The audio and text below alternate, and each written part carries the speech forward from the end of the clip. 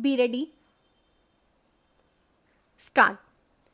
I am thankful to you for having given me this opportunity long last to say a few words on the budget. Already much has been said, and I think the finance minister has come in for his share of congratulations as well as criticisms. So there is not very much to say, but I should like to say a few words. The increased development expenditure and the absence of any new taxation has earned for the budget a good response even from the businessmen. I especially welcome the relief given to the middle classes by raising the exemption limit of income tax in respect of personal income. No doubt, this is some relief to the middle classes. But I would request the finance minister if he could to raise this exemption limit from rupees 4,000 to rupees 6,000, as that would give substantial relief to the middle classes. I am indeed glad that the Taxation Inquiry Commission has been appointed with Dr. John Mathai as the chairman, and I am sure that many of the vexed problems may be solved through this commission. At the same time, I would request the finance minister to put off the estate duty bill for the present, since this inquiry commission has been appointed and they may go into this question.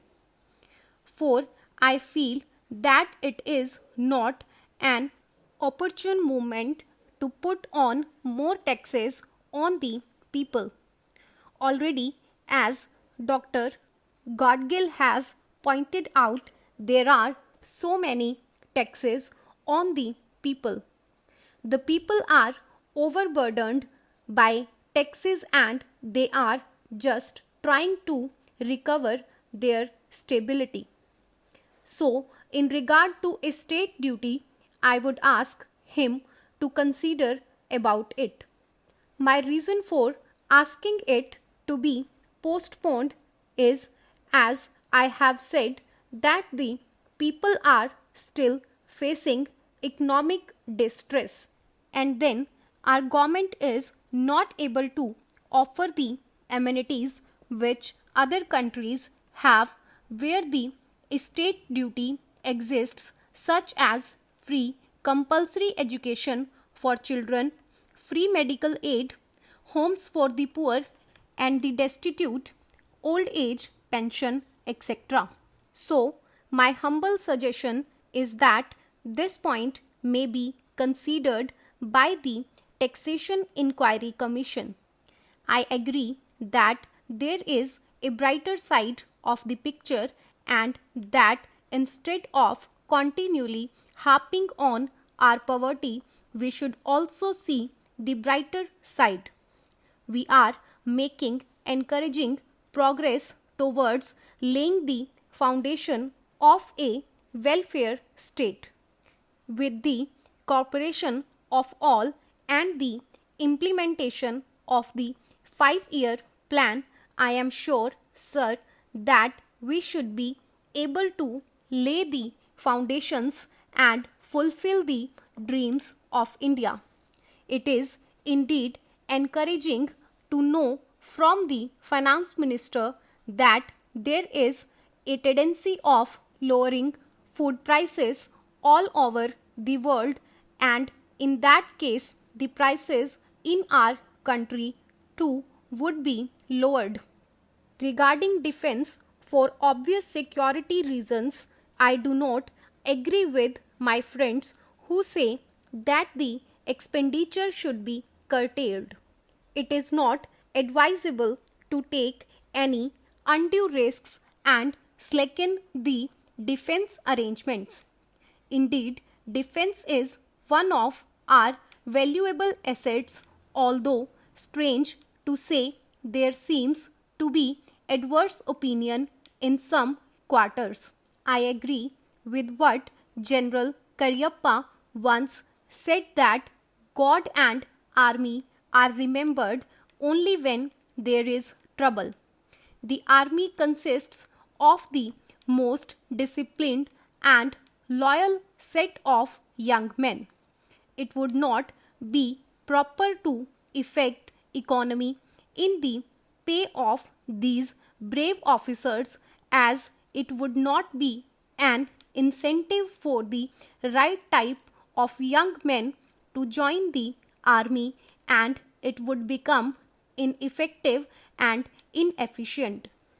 I believe already officers who were drawing rupees 1,400 as their pay are now getting only rupees 700 and about rupees 100 as allowance.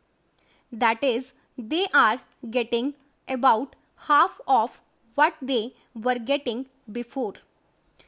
It is very hard for those officers on field duty to establish separate establishments for their families and for their children, and I would specially appeal to the finance minister to see that the family allowances may be restored to those officers who are on field duty.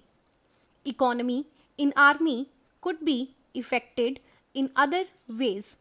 There is scope for more efficient operation of defense industries, which process seems slow, and by purchase policy of utilizing goods and stores indigenously manufactured. Preference should be given to country-made war materials such as could be produced here, and they would be cheaper than foreign-made goods. I may also suggest that the armed forces who are not on field service or under any operational commitments could be utilized for giving military training to the youths in schools and colleges, which would teach discipline and loyalty. The university authorities should make military training as part of their compulsory education, just as they have adopted social, domestic, and political sciences. The National Cadet Corps is already inculcating military training in some universities such as Bombay and Calcutta. But if military training is made compulsory for our university students, it will go a long way.